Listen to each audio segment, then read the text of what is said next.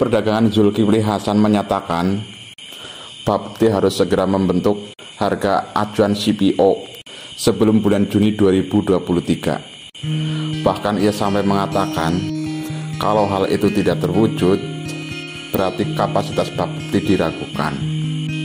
Dan di sisi lain, Bapak Topan Mahdi, Ketua Komunikasi Gabungan Pengusaha Kelapa Sawit Indonesia atau GAPKI, ia mengatakan Indonesia sebagai negara dengan produsen kelapa sawit terbesar di dunia, tapi harganya kok pakai referensi dari negara lain.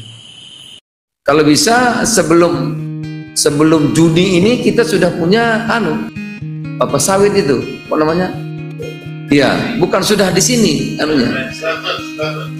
Iya, tidak lagi, tidak ngikut Kuala Lumpur lagi loh. Kita sawitnya ikutnya ke sana tuh gimana? Ya, jadi kalau nggak bisa juga, ya berarti Baptinya yang akan disalahkan. Artinya orang bilang, ya betul dong, Bapti nggak punya kapasitas kan gitu. Kita sebagai produsen minyak sawit terbesar di dunia, betul. Produksinya 50 juta ton, tapi harganya kita kok pakai referensi Malaysia Ringgit atau US dollar atau Euro misalnya. Itu sesuatu yang memang kadang-kadang dipertanyakan orang. Melalui bursa Malaysia BMD, negara jiran dapat mengendalikan harga hasil panen perkebunan kelapa sawit di Indonesia dengan kontrak berjangka CPO. Selain BMD, harga minyak sawit Indonesia juga mengacu pada bursa komoditas yang berada di Rotterdam, Belanda. Pengaruh BMD dalam naik turunnya harga sawit dunia sampai saat ini bukanlah tanpa alasan. Sebab Malaysia sebelumnya merupakan negara penghasil CPO terbesar di dunia.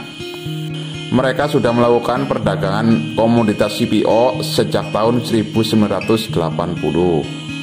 Jadi, penetapan harga minyak sawit global menggunakan mata uang ringgit Malaysia dan dolar Amerika. Tapi sejak tahun 2006, produksi minyak mentah CPO sawit Indonesia sudah melampaui Malaysia. Dan sampai sekarang Indonesia menjadi produsen minyak sawit terbesar di dunia. Dan pada tahun 2010, Indonesia berhasil meningkatkan industri hilir minyak sawitnya dengan membangun industri pabrik minyak goreng terbesar di dunia. Kemudian pada tahun 2014, Indonesia berhasil membangun industri biodiesel sawit dengan kapasitas terpasang sekitar 1,3 juta ton per tahun. Hal itu bertujuan untuk mendorong pemanfaatan energi baru terbarukan dan mengurangi energi fosil yang pasti suatu saat akan habis. Juga mengurangi nilai impor Indonesia terhadap solar yang masih tinggi.